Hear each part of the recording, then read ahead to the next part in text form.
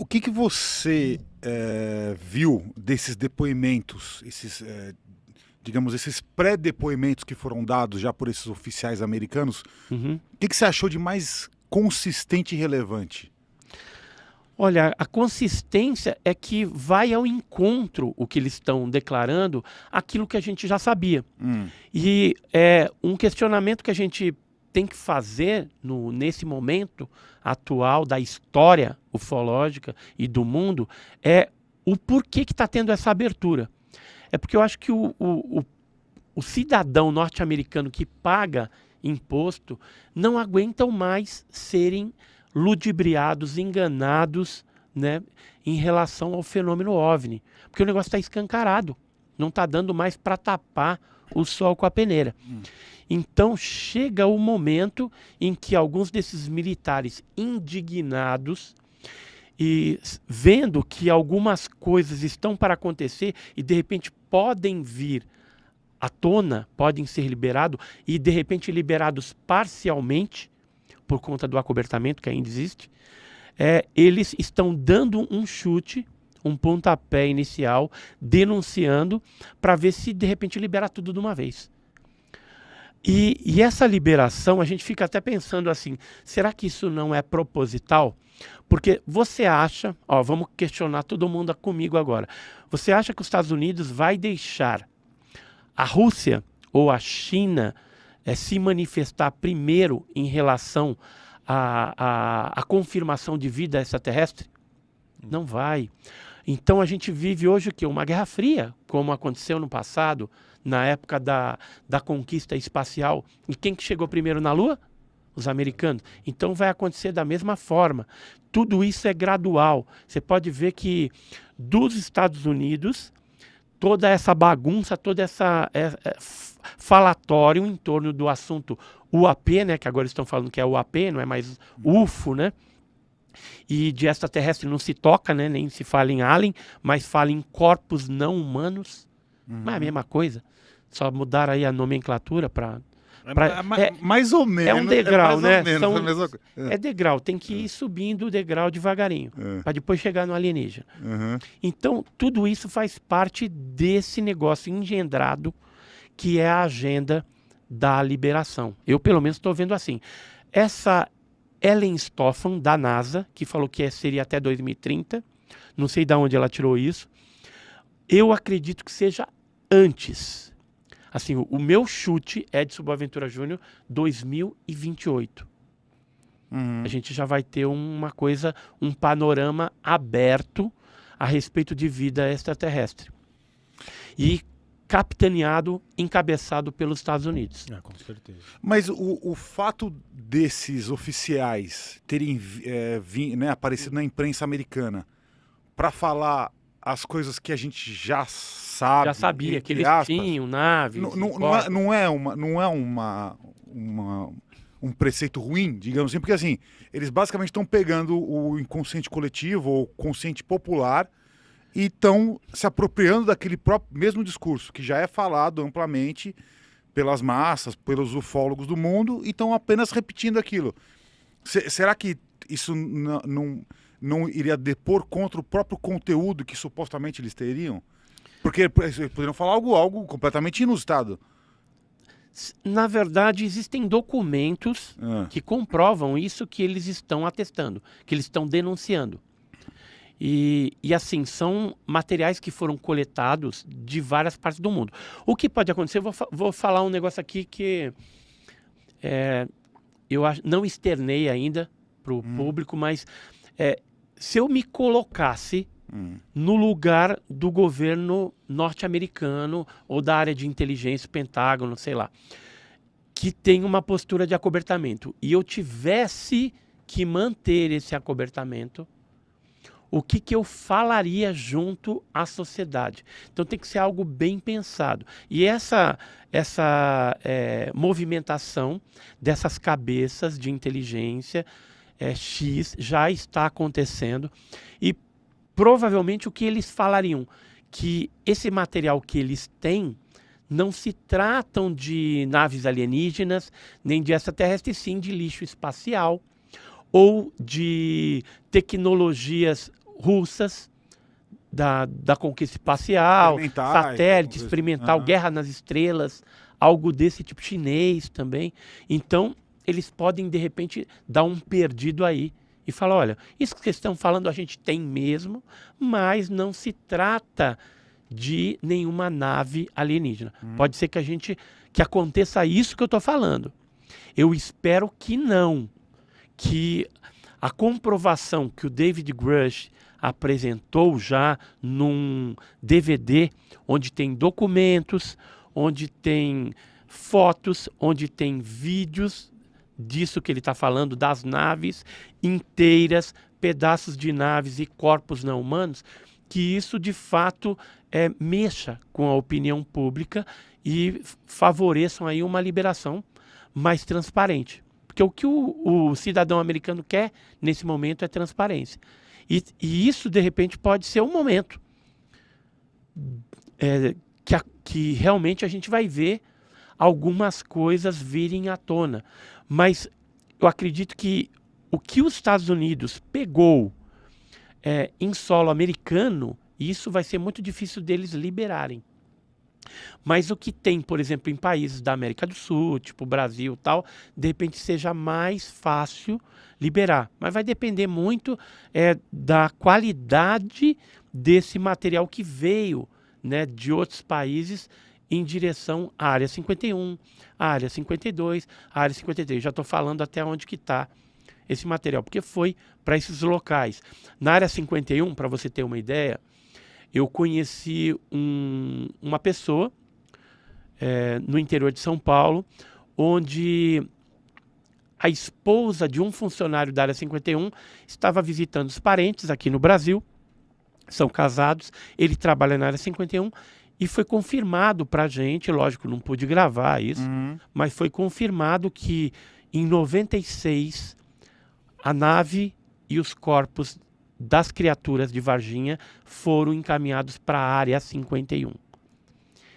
Esse funcionário de lá, de alto escalão, confirmou isso perante a mim, as pessoas ali presentes, minha esposa também estava, esses amigos, um escritor lá da cidade, que a gente foi para um depoimento. Então, assim, desde aquela época que a gente sabe que foi para a Área 51. Agora, se está lá na atualidade, é outros 500, porque foi construído pós 96, né, área 52 e 53, que são interligadas subterrâneo. Então pode ser que remanejaram esse tipo de coisa para lá. Quer ver uma coisa interessante? Para não ficar só em palavras. Os Estados Unidos, ele andou em vários países. Eu peguei aqui só uns fax que a gente tem dos Estados Unidos, alguns deles, que é da embaixada, embaixada de Curitiba, embaixada do Rio de Janeiro, documentos de 1966, né, alguns de 1967, e que falam de objetos que caíram no Brasil, né, na região do Paraná, de São Paulo, de Belém, Belém. Né?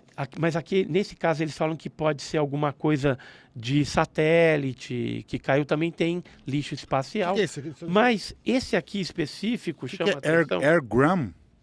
Aerograma. Ah, tá. Aerograma é que antigamente era uma espécie de telex, né? Aerograma, fax, né? Que eles enviavam telex. Sim. E nesse aqui específico, de 66, ele fala de um objeto que caiu perto, no dia 6 de maio de 66, perto do Paraná e Santa Catarina. E essa nave teria sido levado para o CNAE, que é a Comissão Nacional Brasileira do Espacial, que fica em São José dos Campos, estado de São Paulo. E de lá depois foi encaminhado para a NASA. Ou seja, a NASA que fala que não sabe de nada, mas num telex de 66 já tem coisas que comprovam esse tipo de interação entre a Força Aérea Brasileira, a NASA, o CTA, lá em São José dos Campos. Então, gente, são documentos. Aqui, Rio de Janeiro, Curitiba, Moscou, Embaixada de Moscou. Então tem muita coisa que a gente examinando nos Estados Unidos, a gente vai ver a grande mentira e acobertamento que nós vivemos aqui no Brasil. Eric. Aqui, ó. Então, tá. Então, isso aqui são os São fax da documentos época. de 66 que foram liberados pela Lei de Liberdade de Informação Como é que você pegou isso norte-americana. aqui? Qualquer pessoa entra lá Tá. no DIA, na CIA e baixa esses documentos. Tem que achar só, né? Só tem que achar. Geralmente a gente procura por Brasil, né, com Z, e vai achando um monte de coisa. Eu tenho vários documentos, inclusive de queda de objeto em Leme. O objeto de Ubatuba, aquela explosão de Ubatuba, também foram fragmentos para lá. De Leme foi 5 fragmentos para os Estados Unidos. E está tudo nos documentos norte-americanos. Tem documentos, por exemplo, do projeto Livro Azul, que é o Blue Book, em que também cita alguma coisa a respeito disso. E inclusive fala, eu achei um documento do Blue Book que falava de um acordo entre os Estados Unidos e o Brasil, a Força Aérea Brasileira. E esse acordo existe até hoje.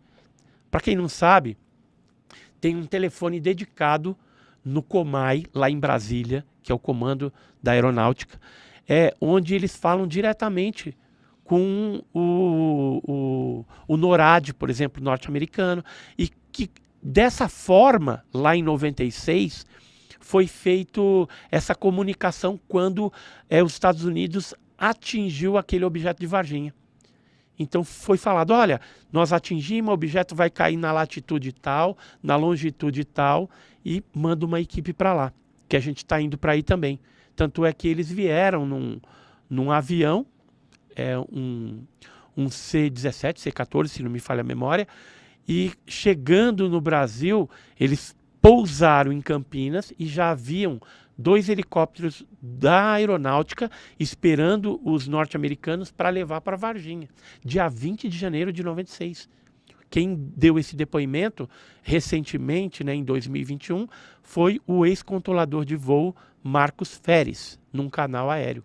Né, um monte de gente viu aí na internet o depoimento dele.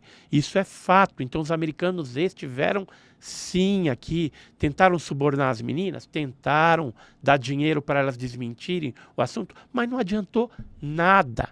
Daqui a pouco pode ser que venha o vídeo à tona, pode ser que a gente se surpreenda e venha informações do governo norte-americano corroborando os fatos de Varginha aqui no Brasil. Eu vou adorar. Estou esperando e vou aplaudir de camarote a hora que isso acontecer, porque, infelizmente, a gente vê que o governo brasileiro e os militares brasileiros são muito, bate muita continência para os americanos.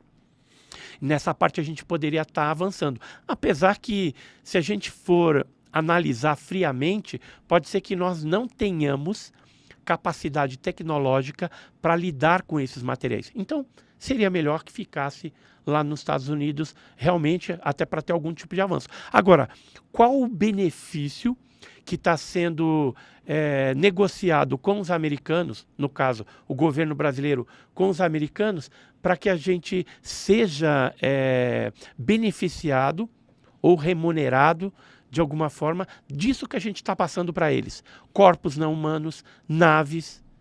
Então, pelo que eu fiquei sabendo, eu sei até o nome do acordo, a gente estava recebendo tecnologia da área espacial, da aviação tal, de 5ª geração. Que é uma porcaria, mas é o que tem. Então, pelo menos é alguma coisa, não está ficando no vazio. E alguns militares brasileiros têm a oportunidade, aqueles melhores que se destacam nos seus cargos, de irem para os Estados Unidos e serem treinados em algumas coisas interessantes. Certo momento em que eu estava no interior de São Paulo, eu fui abordado por um militar, não vou citar o nome aqui também, mas esse militar disse que já está em andamento dentro da Força Aérea Brasileira, do governo brasileiro, a criação de uma equipe. Ele, inclusive, foi um dos que foi treinado nos Estados Unidos para atuar num grupo mais ativo na investigação e pesquisa de OVNI. Só que é algo extremamente fechado e patrocinado também juntamente com os norte-americanos. e ingleses também, tá? Porque geralmente eles trabalham em conjunto. A Inglaterra, Estados Unidos e agora o Brasil está entrando nessa vertente.